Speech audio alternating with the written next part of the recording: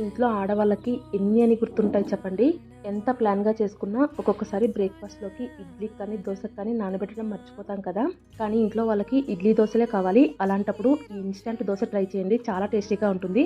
ముందుగా మిక్సీ జార్‌లోకి ఒక కప్పు బియ్యం పిండి, పావు కప్పు శనగపిండి, ఒక కప్పు పెరుగు, అలాగే ఒక స్పూన్ ఉప్పు, కొద్దిగా నీళ్లు వేసి ఫైన్ పేస్ట్ లాగా మిక్సీ పట్టుకోవాలి. మిక్సీ పట్టుకునేటప్పుడు మధ్య మధ్యలో కన్సిస్టెన్సీ చెక్ చేసుకుంటూ కొద్ది కొద్దిగా నీళ్ళు యాడ్ చేసుకొని నార్మల్ దోస పిండిని ఎలా పట్టుకుంటామో అలాగే మిక్సీ పట్టుకోవాలి. ఫైనల్ కన్సిస్టెన్సీ అయితే ఇక్కడ వీడియో క్లిప్లో చూపిస్తున్నాను కదా, ఇలా ఉండాలన్నమాట. ఇప్పుడు ఈ బ్యాటర్ మొత్తాన్ని ఒక గిన్నెలోకి ట్రాన్స్ఫర్ చేసుకొని ఇప్పుడు అందులోనే పావు స్పూన్ వంట సోడా వేసుకొని మొత్తం బాగా కలిపేసుకోవాలి. తర్వాత స్టవ్ పైన పెనం పెట్టుకొని బాగా వేడెక్కిన తర్వాత ఉల్లిపాయ రుద్దేసి దోశలాగా వేసుకోవడమేనండి. ఇలాంటి దోశలు వేసుకున్నప్పుడు పెనం ఓవర్ హీట్ అయిపోకుండా చూసుకున్నామంటే దోశలు అయితే చక్కగా వస్తాయండి.